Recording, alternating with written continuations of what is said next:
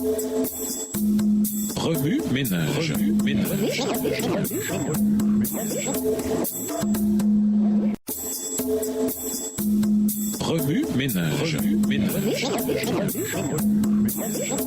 Bienvenue dans votre émission Remue ménage. Voilà la leçon de lundi, interprétée jeter un pont sur la distanciation sociale. Chose intéressante, le repas du sacrifice de communion ou sacrifice de paix était soumis à des contraintes de temps. L'offrant et sa famille, ainsi que le prêtre, devaient manger la nourriture le même jour s'il s'agissait d'une offrande d'action de grâce et dans les 2 jours s'il s'agissait d'un vœu ou d'une offrande volontaire. Lévitique 7 et versets 15 et 16. C'était évidemment pour des raisons sanitaires, mais aussi pour encourager l'offrant à rassembler rapidement la famille pour consommer toute la viande allouée provenant de l'animal sacrifié. Nous avons là une leçon subtile mais cruciale. Il ne faut jamais laisser la discorde s'envenimer.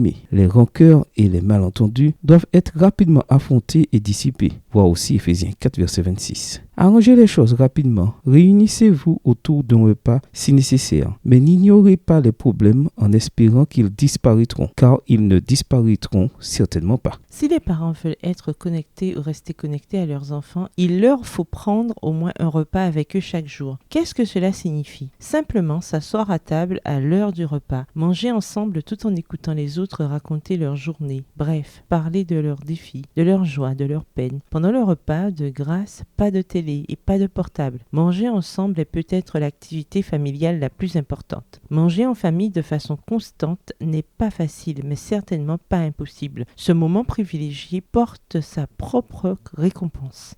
Je reprends, ce moment privilégié porte sa propre récompense. La communion et la paix avec nos êtres chers. Être en communion les uns avec les autres fait partie de nos besoins psychologiques. Pendant de nombreux mois, on a dit au monde entier d'exercer la distanciation sociale. C'était évidemment pour éviter d'attraper la COVID-19. Mais avec le recul, on aurait dû appeler ça autrement. Peut-être que distanciation physique aurait été une meilleure expression. En tout cas, tout sauf distanciation sociale. Dans le vide créé par la distanciation sociale, nous avons assisté à une augmentation massive de la violence, de la discorde raciale, de la haine politique, de la dépression et du suicide. On imagine souvent Dieu comme un vieillard aux cheveux blancs habitant tout là-haut, séparé en tout point des êtres humains. Mais en réalité, Dieu n'est que jeunesse et a au moins une caractéristique en commun avec la jeune génération d'aujourd'hui. Il est un être social. Il aime la communion et veut que nous ayons des relations satisfaisantes non seulement entre nous, mais aussi avec lui. C'est pourquoi le sacrifice de communion était à la fois vertical et horizontal. Ceux qui y participaient partageaient un repas non seulement entre eux, horizontal, mais aussi avec Dieu, vertical. Une dernière chose à propos du sacrifice de communion. C'était l'offrant qui prenait l'initiative de ce sacrifice. En d'autres termes, celui qui apportait le sacrifice